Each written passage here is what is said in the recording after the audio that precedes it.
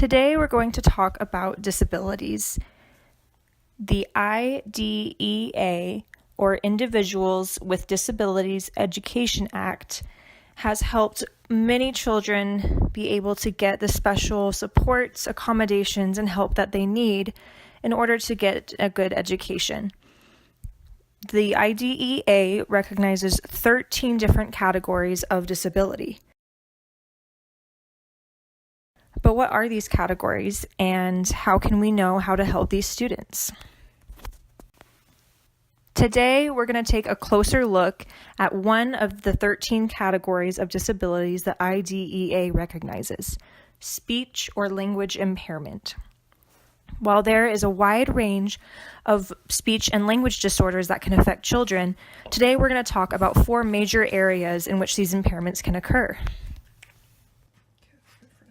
These categories are articulation, fluency, voice, and language.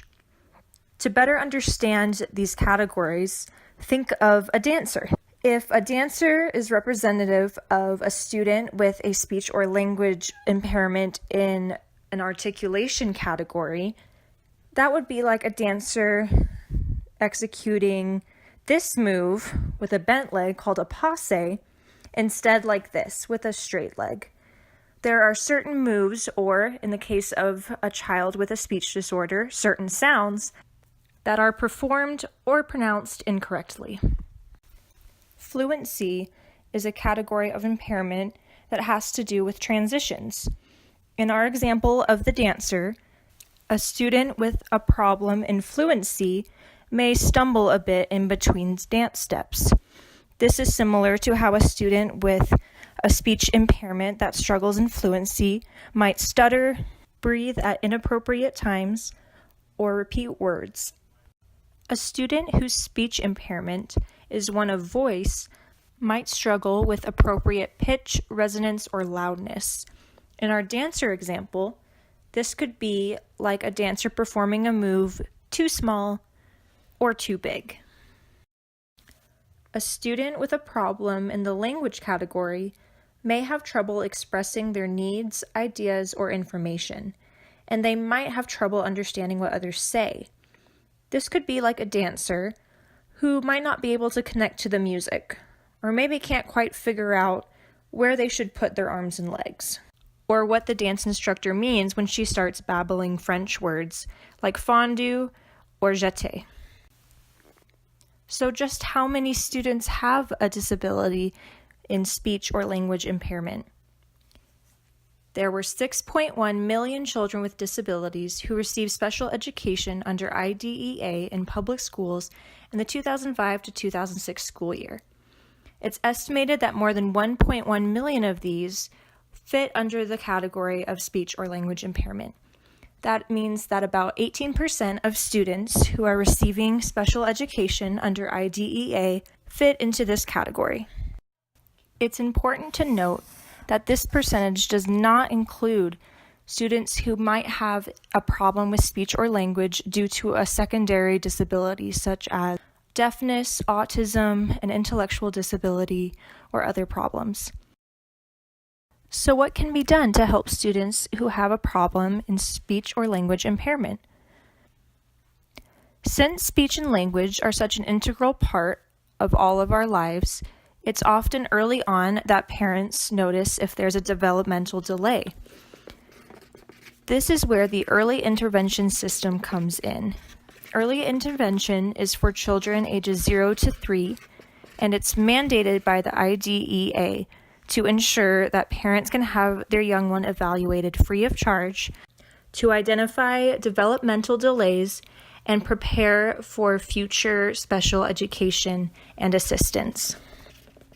Staff will work with the child's family to develop an individualized family services plan, or IFSP.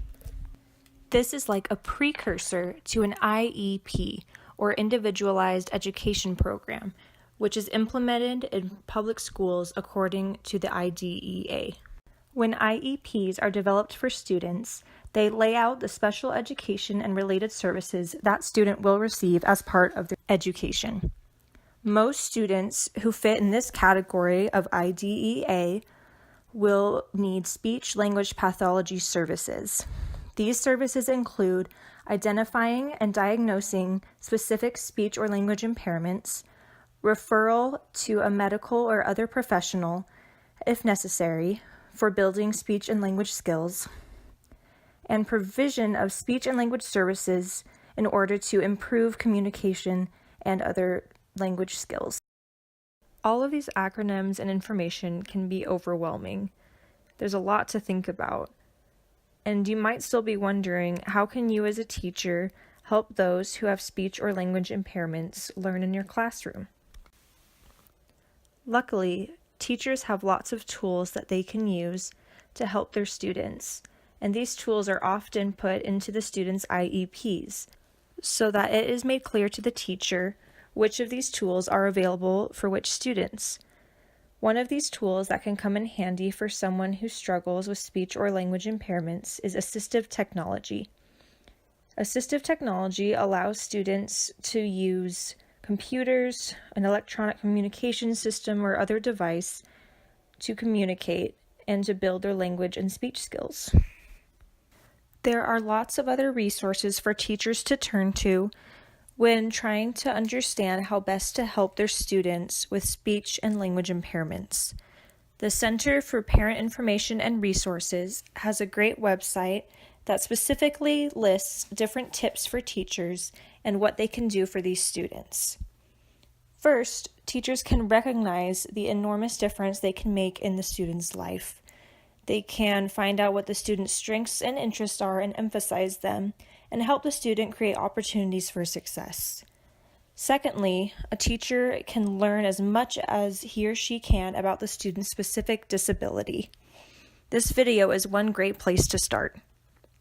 Third, teachers can make sure that they have a copy of that student's IEP so that they are aware of all of the different services and accommodations that student requires to best meet his or her educational goals.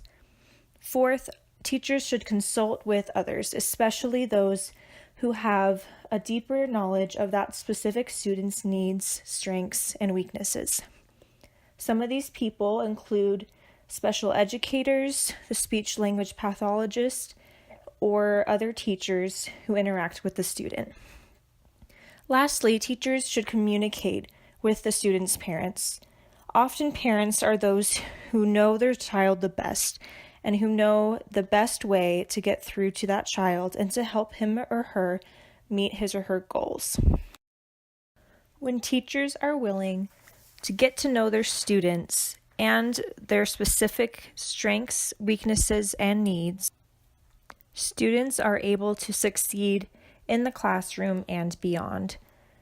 Parents, teachers, students, administrators, special educators, and others can all work together to ensure that every student has an opportunity for the best education possible.